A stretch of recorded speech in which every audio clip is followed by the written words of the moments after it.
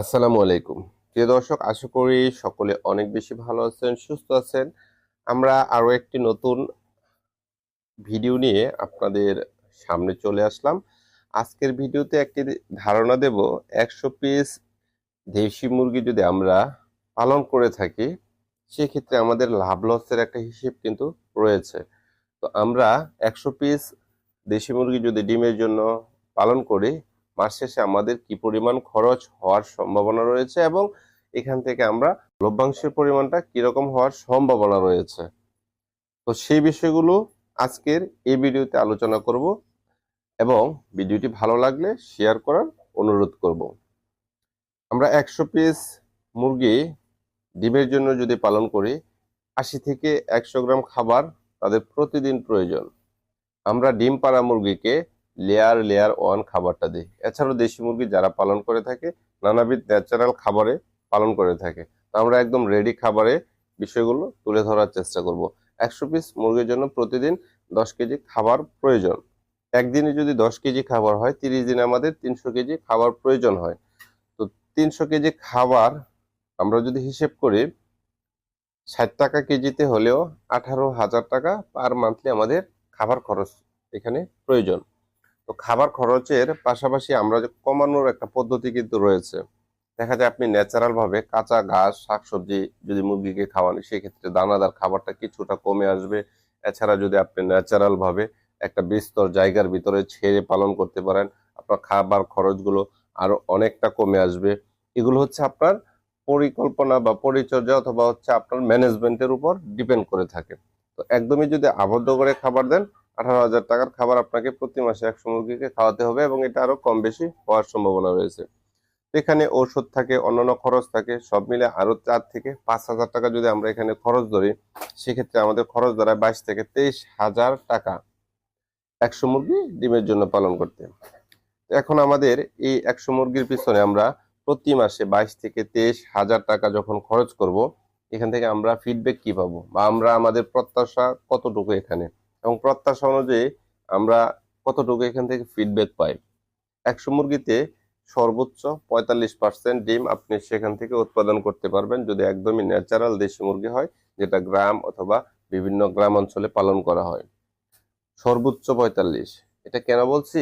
যদি আপনার ম্যানেজমেন্ট সর্বোচ্চ ভালো হয়, আপনি খামার সেক্টরে সর্বোচ্চ অভিজ্ঞতা সম্পন্ন ব্যক্তি হন, সেক্ষেত্রে 50 থেকে 55% উঠাতে পারেন এবং এই 45% থেকেও কিন্তু আরো নিম্নতরে চলে আসে, 20, 25, 30 এরকমও হয়। সেটা আমি বাস্তবিক অর্থে অনেক খামারে দেখেছি।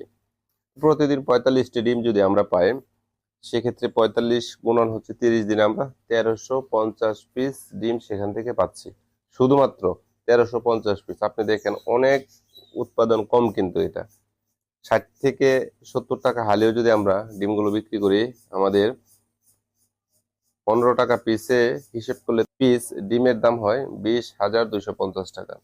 এখানে আমাদের অনায়াসে লস হচ্ছে 1750 টাকা, কারণ আমাদের খরচ ছিল 22 থেকে 23 হাজার টাকা, আমাদের উৎপাদন হচ্ছে 20 থেকে 21 হাজার টাকা। তো আমাদের অনায়াসই লস প্রজেক্ট দেশি মুরগি ডিমের জন্য পালন করে। এখন আপনি এখানে লভ্যাংশটা বাড়ানোর কয়েকটা উপায় রয়েছে।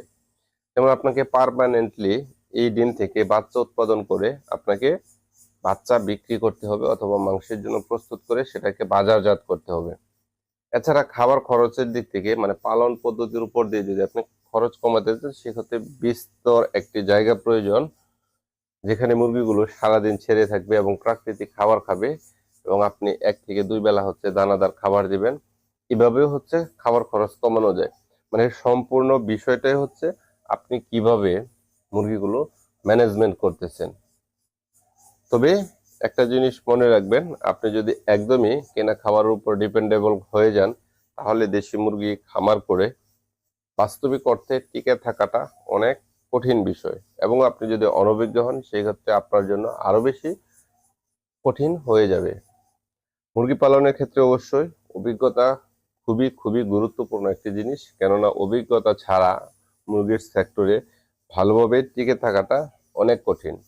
তো আশা করি যারা একদমই একটা নতুন ফার্ম দিবেন মুরগি পালনের জন্য বা একটা পারিবারিক চাহিদা মেটানোর জন্য বা নিজেকে স্বাবলম্বী করার জন্য, তাদের জন্য আজকের এই ভিডিওটি অনেকটাই উপকারে আসবে।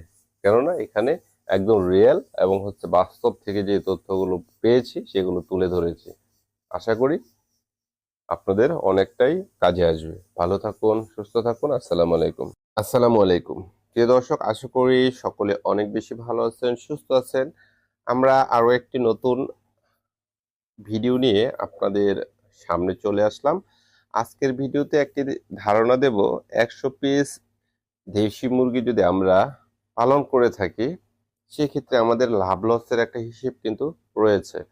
তো আমরা 100 পিস দেশি মুরগি যদি ডিমের জন্য পালন করি, মাস শেষে আমাদের কি পরিমাণ খরচ হওয়ার সম্ভাবনা রয়েছে এবং এখান থেকে আমরা লভ্যাংশের পরিমাণটা কিরকম হওয়ার সম্ভাবনা রয়েছে, তো সেই বিষয়গুলো আজকের এই ভিডিওতে আলোচনা করব এবং ভিডিওটি ভালো লাগলে শেয়ার করার অনুরোধ করব।